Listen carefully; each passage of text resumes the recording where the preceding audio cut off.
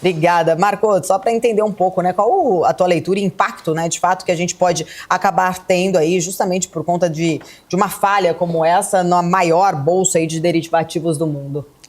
Talvez as pessoas físicas, né, os investidores não percebam esse mercado, mas é um mercado bilionário, quiçá trilionário, que é o mercado de moedas, né, que a gente chama. Então ele pode ter feito principalmente nas tesourarias de bancos, né, de grandes empresas, essa transação mundial, mas aqui o efeito relativamente para o Brasil deve ser pequeno, né? Mas a gente lembra que nesse exato momento, embora, né, como o Felipe colocou, nós estejamos no meio de um feriado, enfim, volume muito reduzido, mas as transações de câmbio não param, né? Sejam à vista, sejam futuros, outros derivativos, eles são negociados e a gente pode ter, lógico, algum empossamento, ou seja, um atraso de negociações, ou que possam ser negociados ao longo das próximas horas, ou joga para segunda-feira, e trazer uma maior volatilidade, alguma oscilação. Então, a gente diz, mais cedo ou mais tarde se ajusta, mas no curto prazo, aqui para o Brasil, a gente deve ter um impacto muito marginal de qualquer falha isso. Mas certamente um banco, né, que são os grandes volumes, ou as grandes tesourarias, grandes fundos aí, hedge que a gente chama, precisam estar preparados para esse momento, né? Porque uma transação pode ser que não seja feita, pode ser que seja adiada, a hora que volta com preços diferentes. Então, é sempre aquela famosa gestão de risco que todos precisam fazer, né? São erros operacionais, falhas operacionais, mas precisa, lógico, que a gestão de risco sempre está alerta para esse tipo de operação. Aqui o impacto talvez nem seja expressivo, talvez, quiçá, nem seja comentado aqui ao longo do dia na nossa moeda por aqui, né? Maravilha, Saravalli. E só para reforçar, né? Ainda bem que foi na meiuca do feriado, quando a liquidez já está pequenininha, né? Se fosse em dia normal, onde o bicho pega, ia ser muito mais complicado. E mesmo assim, a gente até estava falando ali, renovou máximas, né? O mercado brasileiro está incaível e aí a gente pode até estender, né? Mesmo com a Petrobras num movimento de queda por conta do planejamento estratégico. Exatamente, né? Até a curiosidade à parte, se posso estar errado, né? Mas se não aconteceu, foi algo muito próximo, nesse exato momento a gente triscou ali os 159 mil pontos. Passou, né? 161. 159, 161. Não foi 161, não. Já tá antecipando aqui. Tô prevendo, virei bidu. Mas 159, 161, excelente. Então, mesmo no meio do feriado, a gente continua, né, esse fluxo aqui comprador para o Brasil. E mesmo, né, porque eu acho que o grande assunto corporativo para você que é investidor, e investidor eu digo fornecedor, impostos, empregos, a Petrobras realmente também é uma das maiores empresas do Brasil, sempre disputando ali com Itaú, outros bancos em termos de valor de mercado, mas é o grande assunto, né? Tivemos assuntos que agradaram, eu acho que poucos, né? E alguns assuntos talvez não agradaram, até desagradaram o investidor. É isso que a gente vai falar e é o principal assunto corporativo. Se você está acompanhando o Ibovespa, talvez, como o Felipe colocou, se não tivesse Petrobras ou Petrobras tivesse sido bem recebida, nós tivéssemos já acima de 159.200, 300, 400 pontos. Né? A Petrobras não está ajudando depois da apresentação. Lembrando que a gente está aqui ao vivo, mas ainda tem a famosa teleconferência, né? A apresentação oficial. A gente só viu os números principais. E aí depois eu vou particularmente criticar aqui, alguns pontos criticar, eu digo, analisar, apresentar para vocês alguns dos principais pontos. Lembrando que nesse exato momento ainda a gente vai acompanhar a visão da diretoria, dos principais executivos da Petrobras, justificando esse planejamento estratégico. Tá? Então todo ano divulgam, nesse momento do ano, planejamento para os próximos 5 anos da companhia. Tá? Isso é bom porque traz transparência, traz governança, a gente consegue acompanhando ao longo do ano o que está fora, o que está dentro. E aí eu já vou pedir para colocar na tela para a gente falar um pouquinho sobre alguns pontos positivos, né? Que é em relação principalmente à estrutura de capital e, lógico, por que o mercado talvez esteja reagindo negativamente. Tá? Então, eu acho que a gente já pode, nesse momento, subir. E justamente acho que esse ponto, o Marco, eles vão colocar aí para a gente olhar, mas já queria que você, de fato, trouxesse, né? O que esse ponto de atenção, talvez, ali, especificamente, que está pesando um pouco mais aí para o mercado ter aí essa reação. É difícil dizer, assim, foi essa informação, né? Isso aqui que definiu. É uma soma de fatores, né? Mas eu trouxe aqui 2 slides do planejamento estratégico da Petrobras, foi divulgado ao longo dessa noite, Então são números oficiais da companhia, tá? E estão disponíveis no site de relações com investidores, né? E aí eu vou tentar mostrar para vocês como que o mercado está entendendo, interpretando nesse exato momento, por que a reação é negativa.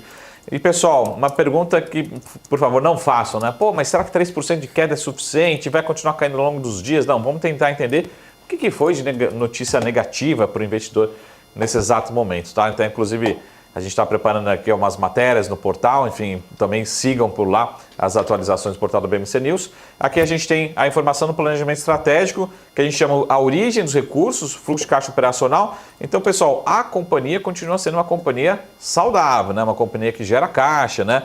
Não é uma preocupação que a gente tinha ou já teve lá atrás. É uma companhia, se ela gera caixa, se ela gera fluxo de caixa operacional, que é a origem, né, dos recursos, vamos colocar assim, e depois como é que ela vai gastar, para onde que ela vai destinar, que é ali a segunda coluna, tá?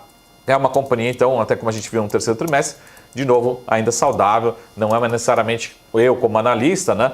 Não é uma recomendação de venda aqui, né? Mas a gente precisa entender por que a reação está sendo negativa e aí você, lógico, vai tomar decisão se isso vai continuar na segunda-feira ou nos próximos dias, tá? Mas a principal informação, e aí minha opinião, de novo como analista, por que as ações da Petrobras talvez não caíram como, por exemplo, uma Brava, outras companhias do setor aqui listado em bolsa, já que a gente teve o petróleo desde o início ali da guerra entre a Rússia e a Ucrânia, foi o pico, né, $120, depois passou para 90, 80, 70, agora perto de 62, 63 dólares, né? E essa leitura vai pressionando todas as ações do setor, mas a Petrobras ela não caiu na mesma intensidade, né? E aí, para mim, se fosse resumir numa palavra, chama-se dividendo, né? Dividendos da companhia, que continua muito bom. Lógico que lá em 2022, por exemplo, a companhia chegou a distribuir, em termos de dividend yield, de retorno, cerca de 50%, né? Isso não mais aconteceu. Mas continuou sendo um número muito bom. 14, 15, 16, 17%, dependendo do seu preço, mas um número muito bom, né?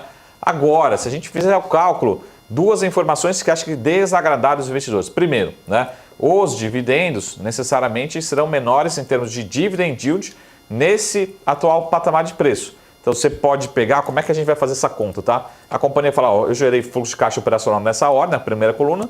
Na segunda coluna, eu vou falar o seguinte, ó, para onde que eu vou usar esse recurso? Então lá tem os dividendos, tá? Uma parte ali de dividendos que a gente chama ordinários, ou seja, dentro realmente do estatuto da companhia, né? O que vai, esses números são em dólares, então se a gente traduzir isso numa média dos próximos 5 anos por ano, como se ela distribuísse todos os anos de forma igual, aí é uma decisão da companhia, no câmbio de hoje, daria em torno ali perto de 10% de dividend yield. Então lembra, já foi 50, já foi 30, já foi 20, já foi 14, e agora, se você comprar acionista e se tudo for tudo constante daqui para frente, você vai receber em torno de 10% de dividend yield. Lembrando que, por exemplo, a gente teve a Vale anunciando dividendo, vai distribuir só numa distribuição cerca de 5%. A gente tem o Itaú anunciando, tivemos a Axia. Então, para esse perfil, o investidor fala assim, pô, peraí, então eu não vou ficar mais na Petrobras, talvez eu olhe para outras empresas, né? Já que a gente perdeu um pouco dessa característica. E a segunda notícia que também está aí, né? Que também a gente vai alertar lá na matéria do portal, pessoal, não tem mais dividendo extraordinário dentro do planejamento estratégico, tá? Pode acontecer? Pode. A companhia pode chegar em 2026, fazer um novo planejamento, mas ela preferiu retirar, falou assim, pô, não vamos criar expectativa que vai ter, né? Não é esse cenário, então vamos retirar o dividendo extraordinário. Então, não adianta ficar cobrando a Petrobras, mas dividendos extraordinários, entre 5 e 10 bilhões de dólares nos próximos 5 anos, planejamento, não tem, tá? Então não vai vir, vamos distribuir o mínimo obrigatório. Aí você, investidor, começa a ficar na dúvida, pô, mas o que estão fazendo com o recurso e tal, né? Aí uma notícia que está nesse slide, que para mim é uma notícia boa e ruim ao mesmo tempo, que chama-se endividamento, chama estrutura de capital, tá? Qual que é a notícia boa? A companhia colocou um limite, falou assim, ó, eu não vou mais passar de dívida, que a gente chama de dívida líquida EBITDA, alavancagem, no máximo 1,5, tá? Então a gente já teve problemas sérios com a companhia lá atrás, foi a empresa mais endividada do mundo, e eles falaram, não vai acontecer, pode ficar tranquilo, planejamento estratégico tem um limite de 1,5. Ok, boa notícia. Só que qual que é a má notícia, pessoal? Se você olhar o release do terceiro trimestre, nós já estamos em 1,5. Então, ou seja, o que eu estou querendo dizer? A companhia não tem espaço para errar, né, daqui para frente. Ela está falando assim, ó, eu vou entregar 1,5, só que eu já estou em 1,5 em termos de alavancagem, né? Alavancagem, esse número quanto maior, pior para o investidor. Ou seja, o que ela está falando? Se eu tiver algum momento que eu reduzir meu fluxo de caixa, lembra do dividendo, né, que é o grande atrativo da empresa, ela pode reter esse dividendo, segurar esse dividendo para a alavancagem também não subir, né? Ou seja, ela retém o lucro, o fluxo de caixa para amortizar dívidas para os destinos e acaba não virando dividendo, tá? Então, lembrando que dividendo também é uma faixa, não é um número exato aqui, eu fiz uma média aproximada dos próximos 5 anos de acordo com o planejamento estratégico. Então, essa notícia, essas duas notícias, tá? Dividendo modesto, nada expressivo. Segunda notícia, dividendo extraordinário não tem dentro do planejamento estratégico, então não adianta ficar pedindo para a companhia.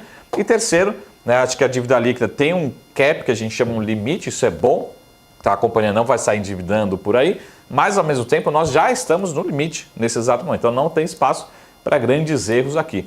De novo, pessoal, a gente ainda tem informações que precisam ser mais detalhadas, esclarecidas pela diretoria, pelos executivos, tá?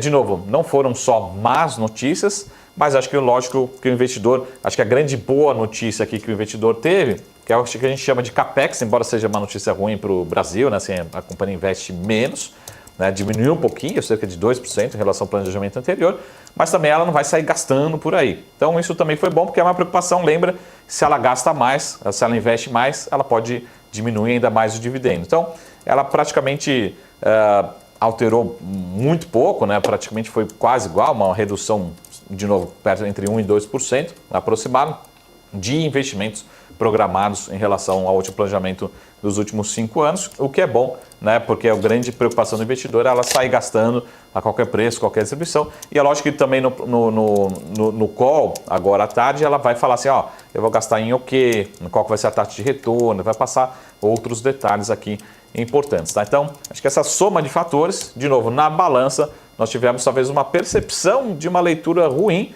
e sem nenhuma grande novidade positiva. Então o mercado falou, pô, o que era para vir bom veio dentro do esperado, mas o que era para vir o ruim ali em termos, por exemplo, de dividendo, enfim, outros fatores, talvez realmente tivemos alguma decepção e essa leitura que o mercado está fazendo hoje. É lógico, deixa eu, só o último aviso aqui, né? Dentro do planejamento estratégico, a Petrobras ela travou o petróleo na projeção dela em torno de $70, tá? Se a gente olhar o petróleo hoje, está 62, 63, tá? Ou seja, isso existe uma sensibilidade ali dentro do planejamento, né? Mas será que em 2026 o petróleo vai estar $70? Será que esse 70, talvez hoje, pareça otimista?